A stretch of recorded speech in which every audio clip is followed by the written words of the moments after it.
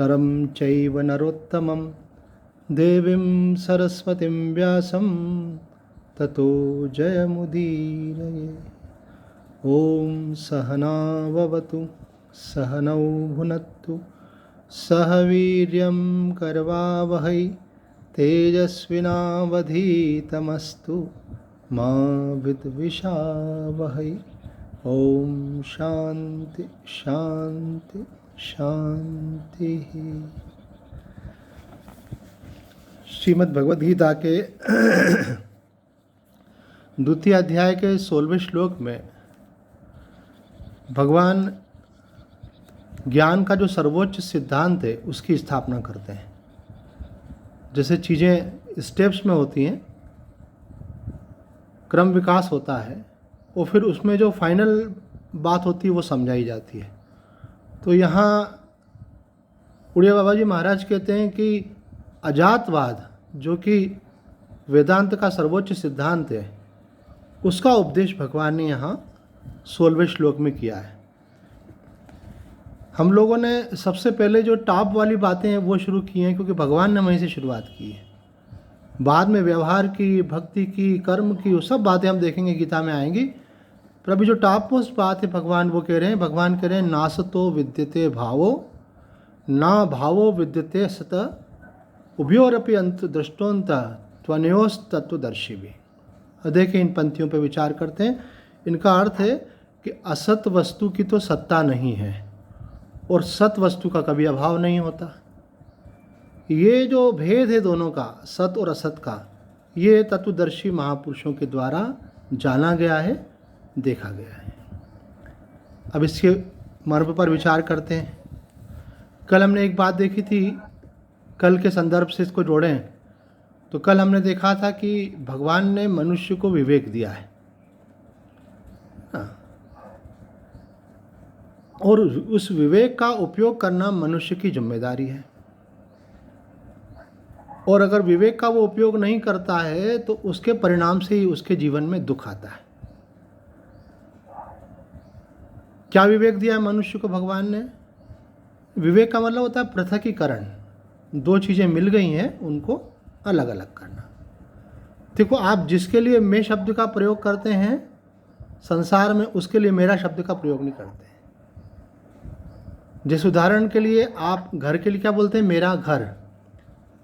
तो आप कभी उसके लिए ऐसा बोलते हैं कि मैं घर? नहीं बोलते ना। आप बोलते हैं मेरा परिवार, तो कभी क्या आप व्यवहार में ऐसा बोलते हैं कि मैं परिवार? नहीं बोलते। अब थोड़ा सा आगे बढ़िए, आप बोलते हैं मेरा शरीर, बोलते हैं कि नहीं? लेकिन आप शरीर के लिए मैं शब्द का भी प्रयोग करते हैं। जैसे अभी आपसे पूछा जाए कि आप सत्संग में बैठे हुए हैं, तो आप क्या बोलेंगे? हाँ, कि मैं बैठा हुआ हूँ, मैं बैठी हुई हूँ। तो आप बैठे हुए हो कि शरीर बैठा हुआ है?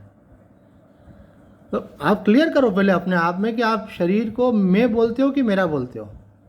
तो जब आप बोलते हो कि मैं बैठी हुई हूँ, मैं बैठा हुआ हूँ, तो इसका मतलब क्या हुआ? आप शरीर को मैं बोलते हो। लेकिन आप खुद ही देख लीजिए आप अपने व्यवहार में कि आप शरीर के लिए मेरा शब्द का प्रयोग करते हैं। आप बोलते हैं आज मेरा शरीर थका हुआ है, आज मेरे शरीर में बुखार है, आज मैं पूर्ण रूप से स्वस्थ हूँ। तो आप स्वस्थ हैं कि शरीर स्वस्थ है? तो यही जो है सारी गड़बड़ी की जड़ है। और जो आप अपनी बुद्धि से स्वयं समझ सकते हैं कि एक ही वस्तु ऐसी है जिसके लिए आप मेरा शब्द का प्रयोग भी करते हैं और मैं शब्द का प्रयोग भी करते हैं। तो अब इसको क्लियर कर लीजिए आप कि ये मैं है कि मेरा है। जिसको आप मेरा बोलते हैं वो मैं नहीं हो सकता। ये बात आद्य शंकराचार्य जी महाराज ने आत्म तत्व को समझाने के लिए कही है। उनका तर्क यही है कि जिसे मेरा कहा जाता है वो मैं नहीं हो सकता। शरीर को मेरा कहा जाता है, इसलिए शरीर मैं नहीं होता। बस इतना सा तो है, कोई छोटा बच्चा भी समझ सकता है इस बात को। तो आप शरीर को मेरा मानते हैं, इसका मतलब शरीर आपसे अलग है और आप शरीर से अलग है। अब शरीर भी एक प्रकार का नहीं है भाई, हमारे 3 प्रकार के शरीर हैं। एक तो ये शरीर जो आपको दिख रहा है, हड्डी मांस चाम का बना हुआ, जो हम एक दूसरे का देख रहे हैं, इस शरीर को बोलते हैं स्थूल शरीर। और इसके पीछे जो काम कर रहा है वो है सूक्ष्म शरीर, जो आंखों से तो नहीं दिखता लेकिन विचार करके जिसका अनुमान किया जा सकता है। वो क्या है? मन। आपके अंदर मन है ना, वो आपका सूक्ष्म शरीर कहलाता है। आपके अंदर प्राण है ना, जीवन शक्ति है। शरीर में से प्राण निकल जाए तो ये शरीर मृत हो जाता है। वो प्राण क्या है? वो प्राण जो है आपका सूक्ष्म शरीर है। आपके अंदर जो ये आँख तो गोलक है, लेकिन देखने की शक्ति इसके पीछे होती है। तो देखने की, सुनने की, सूंघने की, छूने की, स्वाद लेने की जो शक्ति है वो जो है हमारी, वो सूक्ष्म शरीर के अंदर है। उसको बोलते हैं ज्ञानेंद्रियाँ। इसी प्रकार से हाथ तो केवल ये दिख रहे हैं आपको, ये तो एक्सटर्नल ऑर्गन्स है, लेकिन इसमें पकड़ने की शक्ति। पैर तो दिख रहे हैं आपको, लेकिन इसमें चलने की शक्ति है ना। इसी प्रकार जीवा तो दिख रही है, लेकिन इसमें बोलने की शक्ति। तो ये जो क्रिया की शक्ति है उसको बोलते हैं कर्मेंद्रिय। तो ज्ञानेंद्रिय, कर्मेंद्रिय, प्राण और अंतःकरण, जिसमें मन, बुद्धि, चित्त, अहंकार आता है। और इसमें चैतन्य का प्रतिबिंब, इसको बोलते हैं सूक्ष्म शरीर। तो जो व्यवहार में लोग बोलते हैं ना, वो व्यक्ति मर गया और उसकी आत्मा निकल गई, इसको शास्त्रीय भाषा में समझना चाहिए। मर गया का मतलब होता है कि शरीर छूट गया, उसमें से सूक्ष्म शरीर निकल गया। जब किसी का शरीर छूट जाता है तो उसमें से क्या क्या निकल जाता है? एक तो उसमें से उसके प्राण निकल जाते हैं, ठीक है। जब किसी का शरीर छूट जाता है तो उसमें से क्या निकल जाता है? उसका अंतःकरण निकल जाता है, मतलब मन, बुद्धि, चित्त, अहंकार, ये चारों निकल जाते हैं। और उसमें से क्या निकल जाता है? उसकी ज्ञानेंद्रियाँ निकल जाती हैं। तो मुर्दा चाहे आँख खोल करके ऐसा हो, पड़ा हुआ हो, लेकिन उसके सामने ऐसे हाथ दिखाओ, उसके सामने आके खड़ा हो जाए तो पहचानेगा नहीं। क्यों? कि उसमें अब देखने की शक्ति चली गई। उसको आवाज़ दो तो सुनेगा नहीं, उसके मुंह में कुछ डाल दो तो वो खाएगा नहीं, स्वाद नहीं आएगा, उसकी नाक में कोई सुगंध नहीं आएगी। इसका मतलब क्या हुआ? कि उसकी ज्ञानेंद्रियाँ निकल गई। मरने का मतलब क्या होता है? ज्ञानेंद्रियाँ निकल गई। और जब कोई व्यक्ति मर जाता है तो हम व्यवहार में बोलते हैं आत्मा निकल गई, लेकिन क्या निकलता है उसमें से? उसकी कर्मेंद्रियाँ निकल जाती हैं। कोई उससे मिलने के लिए आया हो, उसने आकर के उनको प्रणाम किया, तो वो तो मर गया है, उसके शरीर, उसके हाथ तो दिख रहे हैं, लेकिन वो हाथ उठा करके उसके प्रणाम के बदले में प्रणाम नहीं बोल सकता। कोई विशेष अतिथि आया, मानो गुरुदेव ही आ गए, तो उठकर खड़ा हुआ नहीं हो सकता, क्योंकि उसकी पादेंद्रिय जो है वो कर्मेंद्रिय निकल गई। तो बोलने की शक्ति उसकी निकल गई। तो मरने का मतलब क्या होता है? इसको आपको समझना चाहिए। इसका मतलब होता है शरीर में से प्राण निकल गए, अंतःकरण निकल गया, ज्ञानेंद्रियाँ निकल गए और कर्मेंद्रियाँ निकल गई। और इसके अंदर चैतन्य, जहाँ अंतःकरण है वहाँ चैतन्य का आभास होता है। जैसे कांच होता है तो उस पर सूर्य का प्रकाश पड़ता है, तो आत्मा का प्रतिबिंब वहाँ पड़ता है, उसको बोलते हैं चिदाभास। तो ये सब इसमें से निकल गए, उसको हम बोलते हैं मर गया। तो एक ये स्थूल शरीर हम नहीं है, दूसरा इसके अंदर जो ये सूक्ष्म शरीर है वो भी हम नहीं है। एक तीसरा शरीर होता है हमारा कारण शरीर। कारण शरीर बोलते हैं जिसकी अनुभूति व्यक्ति को सुषुप्ति में होती है। जब गहरी नींद में आप होते हैं और आपको कुछ भी अनुभव नहीं होता, एक अभाव रहता है, वो आपका वो आपका कारण शरीर है। कारण शरीर बोलते हैं अज्ञान को। जब आपको कुछ भी जानकारी नहीं हो, अज्ञान हो, उसको बोलते हैं कारण शरीर। तो कारण शरीर की निवृत्ति किससे हो जाती है? अज्ञान होने के कारण ज्ञान के द्वारा उसकी निवृत्ति हो जाती है। और उस कारण शरीर के कारण ही यह स्थूल और सूक्ष्म शरीर है। जैसे बीज होता है, जड़ होती है, तो पेड़ निकलता है, पौधा निकलता है। अगर ये अज्ञान नहीं हो तो हमको ये भ्रांति भी नहीं होगी कि मैं एक जीव हूँ, हमको ये भ्रांति भी नहीं होगी कि मैं एक शरीर हूँ, अर्थात स्त्री पुरुष हूँ, मनुष्य हूँ। ये हमको क्यों लग रहा है? अज्ञान के कारण लग रहा है। तो ना मैं स्थूल शरीर हूँ, ना मैं सूक्ष्म शरीर हूँ, ना मैं कारण शरीर हूँ, बल्कि कौन हूँ? मैं इन तीनों को जानने वाला, इनका प्रकाशक, इनका साक्षी आत्मा हूँ। आप इन तीनों को जानते हो। अभी हमने आरंभ कहाँ से किया? कि जिसको मेरा कहते हैं वो मैं नहीं होता। हम शरीर को मेरा बोलते हैं, इसलिए हम इससे अलग है। तो हम क्या हैं? हम इनको जानने वाले हैं, इनको प्रकाशित करने वाले हैं, इनके साक्षी हैं। जैसे आपके सामने कोई बैठा हुआ है तो उसको आप जान रहे हैं, उसी प्रकार से आप अपने शरीर को भी जान रहे हैं। आपका शरीर स्वस्थ है, आपको मालूम पड़ता है। शरीर में दर्द है तो आपको मालूम पड़ता है। इसका मतलब क्या हो गया कि आप जानने वाले हैं, और शरीर क्या है? जानने में आने वाली चीज़ है। आप जो है चैतन्य स्वरूप है, और शरीर क्या है? जड़ है। अब ये दो विभाग है, दोनों को अलग अलग करना। अगर आपने शरीर से अपने को अलग कर लिया तो फिर आपके जीवन में दुख कैसे रह जाएगा? आप सोचने वाली बात है। दुख का कारण तो शरीर है ना। अगर आप अपने को शरीर मानोगे, है ना, हमारे गुरुजी ने एक बार एक बात बोली कि सारी समस्याओं की जड़ ये है कि मनुष्य ये मानता है कि मैं पैदा हो गया, है ना। बर्थडे तो बाद में आएगा, पहले तो बर्थ आएगा ना। तो आप पैदा हुए हो कि नहीं हुए हो? बोले हुए तो है स्वामी जी, तभी तो आपके सामने बैठे। आप नहीं पैदा हुए हो, ये शरीर पैदा हुआ है। शरीर के पैदा होने के पहले भी आप थे। देखो, हम दुनिया भर की चीज़ें समझते हैं, और जो जीवन में सच्ची शांति और आनंद देने वाली चीज़ है उसको बहुत लाइटली लेते हैं, हल्के में लेते हैं। हाँ, ऐसे कर देते, फिर वापस वही के वही। अरे भाई, सबसे इम्पोर्टेंट चीज़ है ये। अगर ये बात अगर आपको पकड़ में आ गई तो आपके जीवन से दुखों की सदा के लिए निवृत्ति हो जाएगी, और आपको सदा के लिए परम आनंद की प्राप्ति हो जाएगी। ये शास्त्र कहता है। शास्त्र कहता है कि परम आनंद की प्राप्ति और समस्त दुखों की सदा के लिए आत्यंतिक निवृत्ति। आत्यंतिक शब्द का प्रयोग किया है शास्त्रों में। तो आत्यंतिक का मतलब ये होता है दुख आपको है नहीं, आपने मान लिया है, तो जो माना हुआ दुख है वो आपका निवृत्त हो जाएगा। दुख तो अभी भी आपको नहीं है। किसको है? शरीर को है। बोले शरीर का दुख शरीर को अनुभव नहीं होता, मन को होता है। मन भी आप नहीं है। अच्छा, आपका मन चंचल है कि एकाग्र है, किसको मालूम पड़ता है? आपको मालूम पड़ता है ना। तो आप तो मन को जानने वाले हुए ना, आप मन का हुए। आपका मन लग रहा है नहीं लग रहा है, इसको आप जानते हैं, तो आप कौन हो गए? मन को जानने वाले हो गए। और आपकी बुद्धि ने निश्चय कर लिया कि हमको तो भाई भगवान श्री कृष्ण की वाणी का श्रवण करना है, हमको तो गीता जी का श्रवण करना है। तो आपकी बुद्धि ने निश्चय कर लिया, तो आप सुबह से तैयार हो जाते हो कि भाई हमको 8 बजे तक बिल्कुल तैयार होकर के फिर स्वामी जी के सामने बैठना है, सत्संग सुनना है। तो ये जो निश्चय है, ये निश्चय किसका है? बुद्धि का निश्चय है। तो आपने निश्चय किया, ये पूरे मोहल्ले वालों को मालूम है कि नहीं? मोहल्ले वालों को कहाँ से मालूम पड़ेगा? लेकिन आपको मालूम है। अर्थात आप बुद्धि के भी साक्षी हो, आप बुद्धि के भी प्रकाशक हो।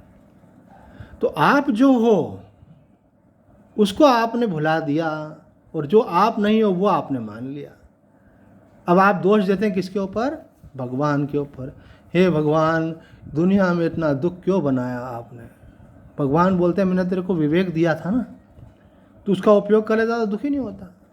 रमन महर्षि जी के पास जाकर कुछ लोगों ने बोला कि भगवान इतने आनंद स्वरूप है तो संसार में इतना दुख क्यों है? ये तो बात बनती नहीं कि आनंद स्वरूप परमात्मा से इतना दुखमय संसार बने। ये तो दुख ऐसा है जैसे कोई छोटा बच्चा है, उसने मिट्टी के कुछ खिलौने बनाए, उसमें पुलिस भी बनाया, उसमें उन्होंने चोर भी बनाया, और पुलिस चोर को पकड़ रही है, डंडे मार रही है, लेकिन सब वो डंडे मारना, पुलिस, चोर, वो सब मिट्टी का खेल है। तो ये भगवान की बनाई हुई दुनिया क्या है? ये भगवान का खेल है। शास्त्र कहते हैं ऐसा कि ये भगवान का खेल है, लेकिन हम इसको क्या मान रहे हैं? सत्य मान रहे हैं। हम इसको तब तक सत्य मानेंगे जब तक हम अपने को शरीर मानेंगे। जब तक शरीर को सत्य मानेंगे तब तक जगत सत्य रहेगा।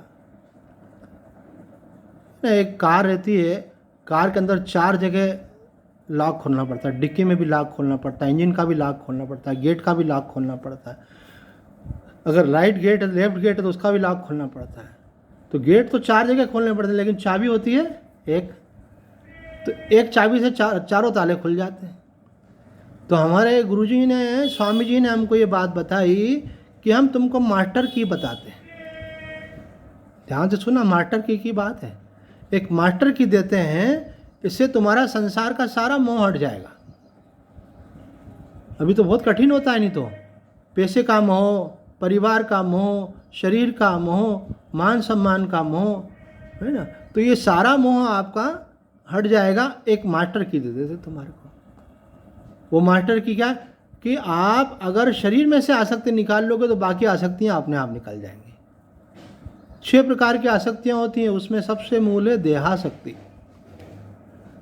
तो देह में से आसक्ति निकालने का उपाय क्या है? हमने पहले भी बताया था, आप उस बात को फिर ध्यान देंगे। जिसको हम मेरा मानते हैं उसमें आसक्ति होती है। शरीर आप हो नहीं और हो सकते नहीं, इसको आपने मेरा मान लिया है, ये आपके दुखों की जड़ है।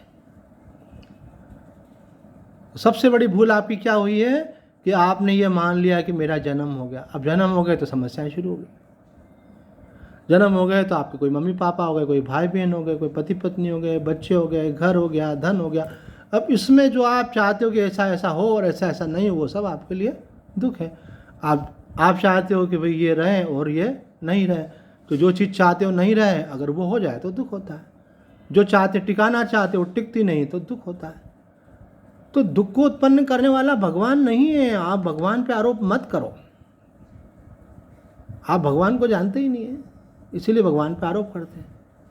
और भगवान ने जो आपको विवेक दिया उसका आप उपयोग करेंगे तो दुख रहेगा नहीं। इस अगले श्लोक में उस सिद्धांत का प्रतिपादन किया है। और बोलते हैं भाई भगवान ने चलो दुनिया भी बना दी हो, फिर हमारा को विवेक भी दे दिया, अब विवेक का उपयोग नहीं कर रहे तो दुखी, तो बनाने की जरूरत ही क्या थी? अभी दूसरे श्लोक में बोल रहे हैं बनाई नहीं है, बनी हुई सी दिख रही है। जैसे राजा जनक जी को सपना आया और उस सपने में उन्होंने क्या देखा कि मैं भूखा हूँ, मुझे भोजन चाहिए। तो सपने में उन्होंने देखा कि मुझे भोजन चाहिए, तो वो ढूंढने लगे कहाँ मिल सकता है। तो देखा कि एक पंक्ति में लोग लगे हुए हैं और खिचड़ी बट रही है, वो भी लग गए। जब उनका नंबर आया तो कोई बोलते हैं खिचड़ी ख़त्म हो गई, कोई बोलते हैं उनको खिचड़ी मिली तो कोई चील झपट्टा मार करके ले गई। अब वो बड़े बड़े व्याकुल हुए तो उनकी नींद खुल गई। नींद खुल गई तो देखा कि मखमली गद्दों पे सोए हुए और शाही भोजन करके सोए हैं। अब बताओ, मैं आपसे पूछ रहा हूँ, अब आप उत्तर देना, भले आप जोर से नहीं बोले, मन में तो दे ही सकते हैं कि राजा जनक जी को जो दुख हुआ वो सच था कि झूठ था? झूठ था ना। तो वो झूठ इसलिए था क्योंकि सपना था। नानक कहा जगत सब सपना, जो सपना रहना ही।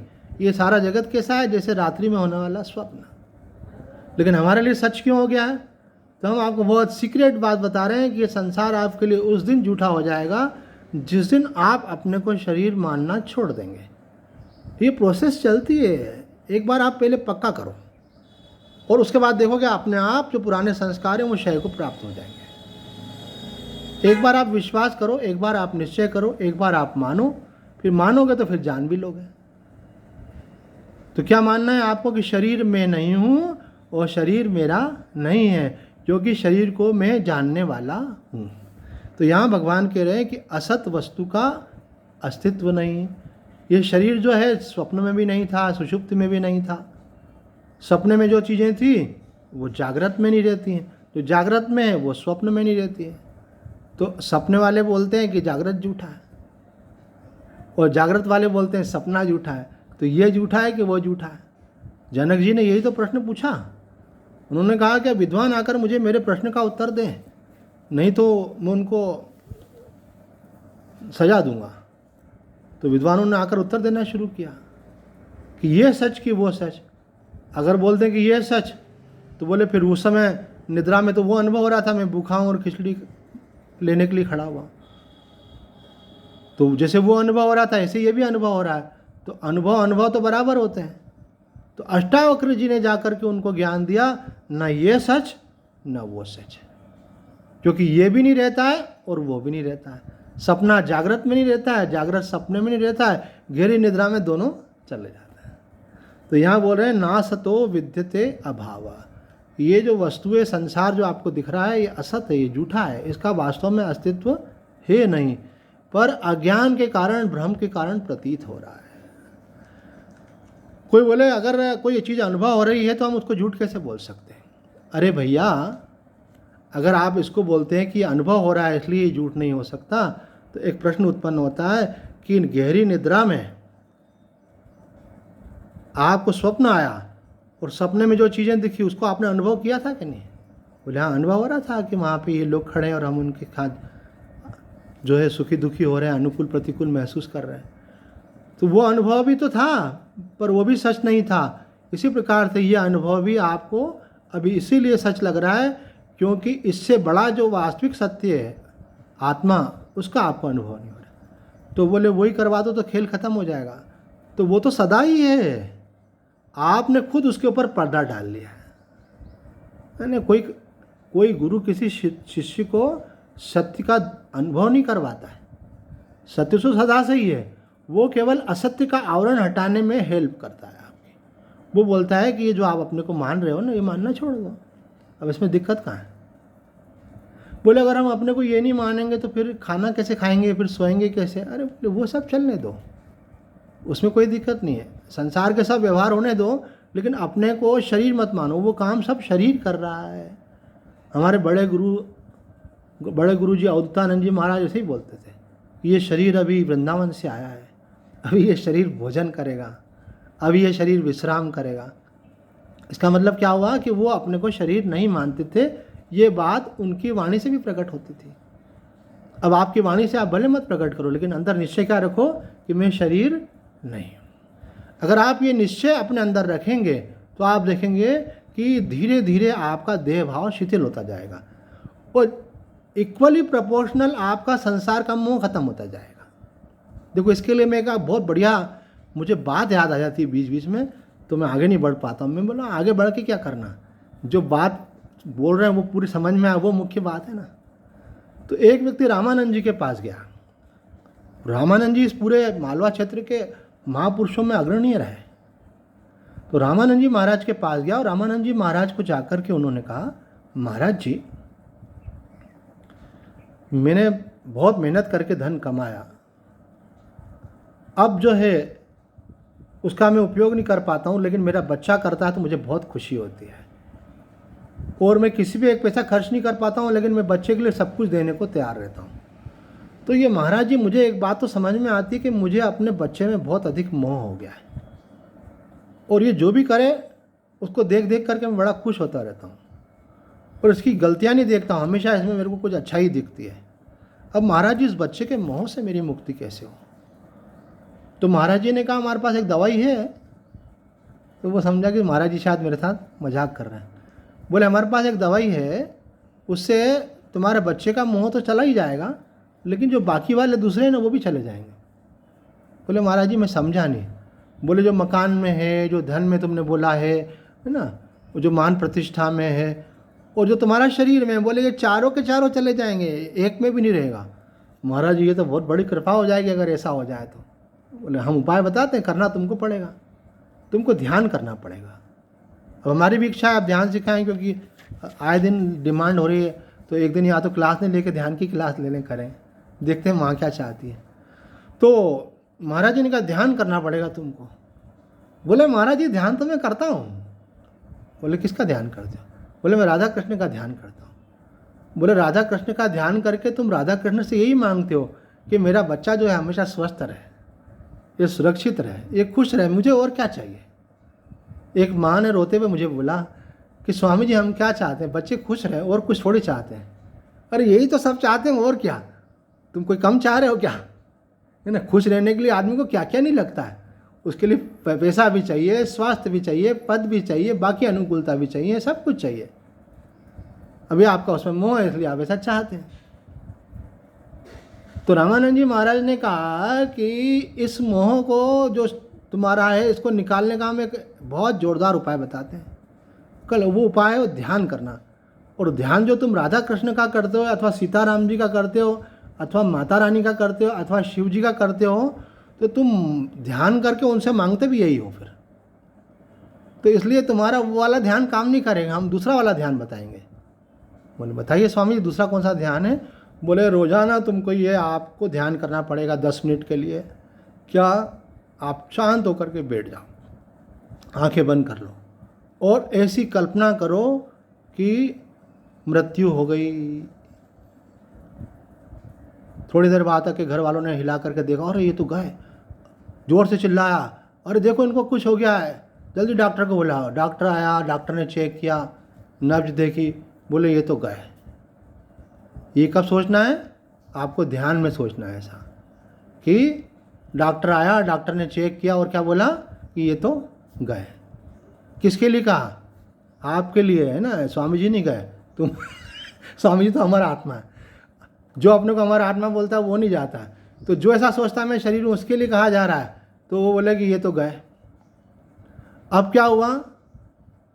अब इतने में ये हुआ कि घर के बाकी लोग एकदम से दौड़ कर के आए और घबरा गए, वो रोने लगे, चिल्लाने लगे, आसपास के लोग आ गए, क्या हो गया, क्या हो गया। ये सब आपको ध्यान में सोचना है। उसके बाद फिर एक व्यक्ति ने फ़ोन लगाना शुरू किया, है ना। भाई जो भाई बहन हैं, निकट के हैं, उनको तो पहले सूचना करनी पड़ेगी ना। बोले फलाने जी नहीं रहे, बोले मम्मी नहीं रही, दादी नहीं रही, ऐसे फ़ोन लगाना शुरू किया। अब धीरे धीरे करके आप कल्पना करो कि आपके जो भी क्लोज रिलेटिव्स हैं वो सब कुछ घंटों के अंदर घर पे इकट्ठे हो गए और बाहर बांस वाँस की ऐसे अर्थी बना दी आपकी, उस पर घास वास बिछा दिया और आपको नहलाया धुलाया और ले जा करके उस पर लेटा दिया। किसको? आपको लेटा दिया, किसी दूसरे को मत लेटा देना, तो काम नहीं बनेगा फिर, है ना। लेटा दिया और उसके ऊपर कपड़ा वपड़ा डाल के रस्सी वस्सी से आपको बांध दिया और उठा लिया। राम नाम सत्य है, वाहिगुरु नाम सत्य है, और लेकर के चले। किसको? आपको। और लेकर के कहाँ पहुँचे? शमशान। और वहाँ जा कर के लकड़ी कंडे बिछा रखे हैं वहाँ पे, उसके ऊपर जा कर के आपको लेटा दिया। और जो आपका सबसे प्यारा जो आपका है, उसने आकर के आपको मुख की अग्नि दी और वहाँ से शरीर धू धू करके जल गया। हमको याद है हमारी माता जी का शरीर को जब अग्नि दी थी, उसके बाद पूरी चिता जली भी नहीं, अभी 40-50% जली होगी। इतने में बाकी लोगों ने मीटिंग करी कि भाई तीसरा कहाँ करना है, ये करना है, और ये करके चले गए। 2-3 लोगों को बोल गए बैठो, तो हमने कहा हम बैठेंगे। मैं बैठ गया, हमारे मित्र लालचंद जी थे वो बैठ गए, हम बैठे थे। किसी को छोड़ के आते हैं कि आप पूरा जल जाए तब तक देखना। कभी कभी क्या होता है, जितना जल्दी जल्दी हाथ बाहर निकल जाता है, तो एक लकड़ी लेकर के उसको अंदर करना पड़ता है। कभी कभी लकड़ी कंडे कम पड़ जाते हैं और शरीर पूरा जल ही नहीं पाता, तो वो थोड़े और लकड़ी कंडे मंगवा लेते हैं, जला दो अच्छे से, पूरे से शरीर भस्म होना चाहिए। अब समझो कि आप मर गए, आपके घर वालों ने आपको जला दिया और पूरा जला दिया, थोड़ा भी बाकी नहीं छोड़ा, है ना। इधर उधर हाथ निकल गया था तो वो भी अंदर करके जला दिया। अब क्या हुआ? कुछ नहीं। अब कौन सा घर? अब घर चले जाओगे तो आपके लिए अलग से पार्ट रखना पड़ेगा भगाने के लिए, आपको किसी को बुलाना पड़ेगा कि दिखते का है कौन ये, है ना। तो अब सपने में भी मत आना घर वालों के, टोटल आपका काम। और आज से कई लोग तो बात करने लग जाते हैं, प्रॉपर्टी ट्रांसफ़र करवाना है, अभी ये कराना है, अभी वो लोन ले रखा था, पैसे इनके रखे हैं, ऐसे लेके चुकाने। लोगों की तो मतलब यहाँ से शुरुआत हो जाती है, मालूम पड़ जाता है। कई लोग तो वहाँ खड़े खड़े भी जल रहा है और आपस में बातें करने लग जाते हैं।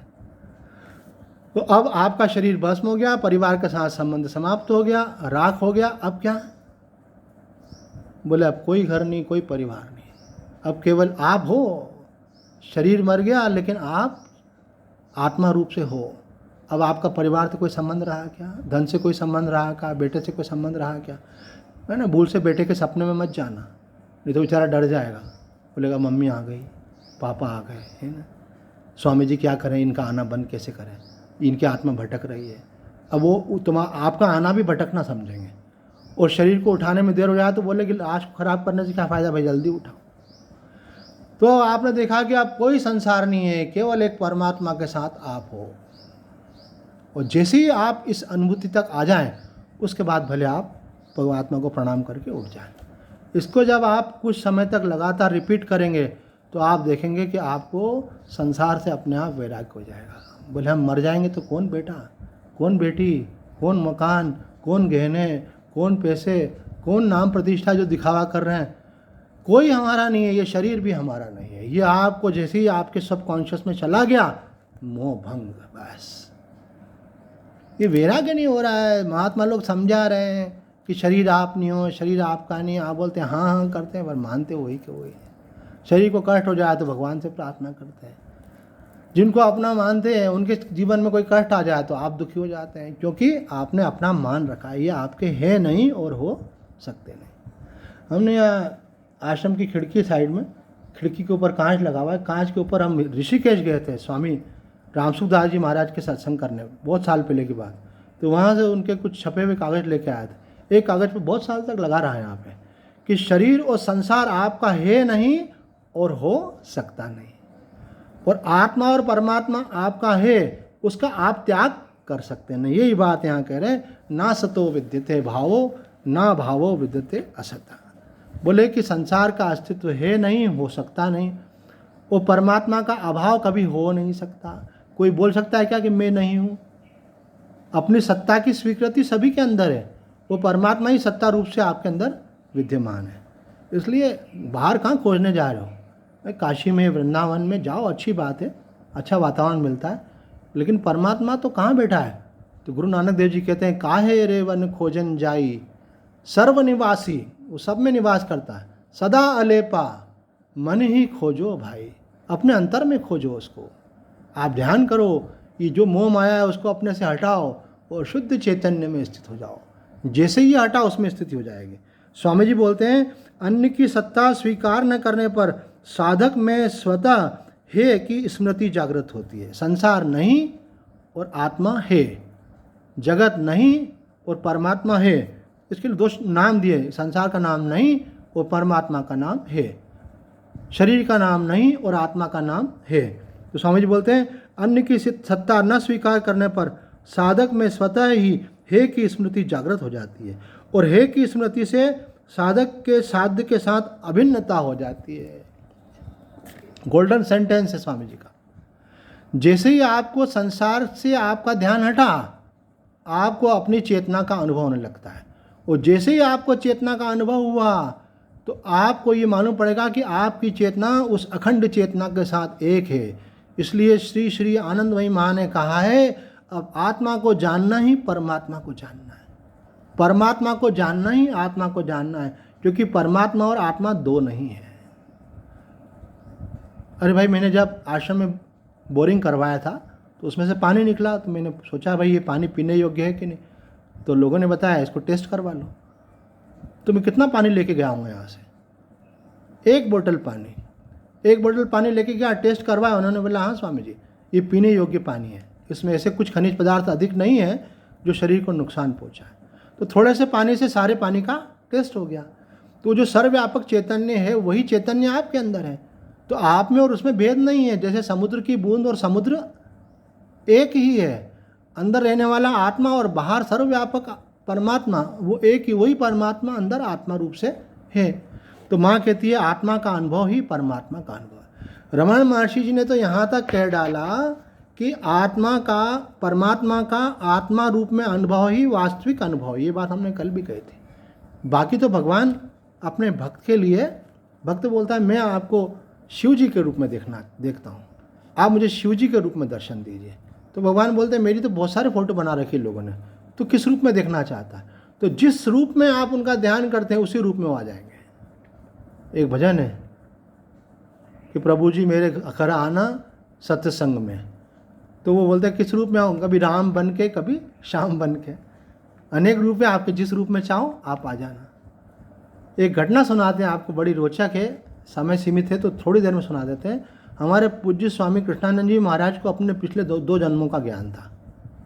तो स्वामी जी ने हमको ये बात बताई कि भाई हमको जो है पिछले 2 जन्मों का ज्ञान था, तो हमने एक बात हमको कंफर्म हुई कि जब हम अपने पिछले जन्म के घर पे गए जो कि नेपाल में था, तो वहाँ अंदर कमरे में जाने के बाद एक फ़ोटो देखा तो हम देख करके खुश हो गए। वो श्री कृष्ण भगवान का फ़ोटो था और उसमें हमारी उंगली के ऊपर मिट्ठू बैठा हुआ था, मतलब भगवान श्री कृष्ण की उंगली पे मिट्ठू बैठा हुआ था। बोले हमको समझ में आ गया, बचपन से हम भगवान श्री कृष्ण के कई चित्र देखे थे, लेकिन हमारे को कोई चित्र अच्छा नहीं लगता था। हम सोचते थे ये नहीं, हमको तो एक कोई दूसरा ही चित्र चाहिए। और आखिर में ढूंढ के हमने कौन सा चित्र ढूंढा, जिस चित्र के अंदर भगवान श्री कृष्ण के हाथ की उंगली के ऊपर मिट्ठू बैठा हुआ है। तो वो चित्र क्यों पसंद आया? क्योंकि पिछले जन्म में भी भगवान के उसी रूप की उपासना की थी, वो अंतःकरण में गहरा संस्कार बन गया था। तो जब भगवान से आप कहते हैं मुझे दर्शन दें, तो किस रूप में दर्शन देते हैं? वो जो आपके अंदर बैठा हुआ है वही आपको बाहर भगवान दर्शन देते हैं। स्वामी आत्मानंद जी कहते हैं जब साधक बोलता है भगवान मुझे दर्शन दो, तो भगवान बोलते हैं पहले सांचा दे, उस रूप में मैं प्रकट होता हूँ। तो आपके मन में जो आपने धारणा की उस रूप में दर्शन देते हैं। परमात्मा तो व्यापक है, अनंत है, अखंड है, पूर्ण है, और वो जिस रूप में आप चाहोगे उस रूप में आपको दर्शन देने में समर्थ हैं। वो साकार भी हैं, निराकार भी हैं। लेकिन संसार का जो ये आपने पकड़ रखा है, इसको आप पहले छोड़ें, इस माया को। संसार झूठा है और परमात्मा सत्य है। इतना ही कहकर अपनी वाणी को विराम देते हैं। ओम पूर्णमदः पूर्णमिदं पूर्णात् पूर्णमुदच्यते पूर्णस्य पूर्णमादाय पूर्णमेवावशिष्यते।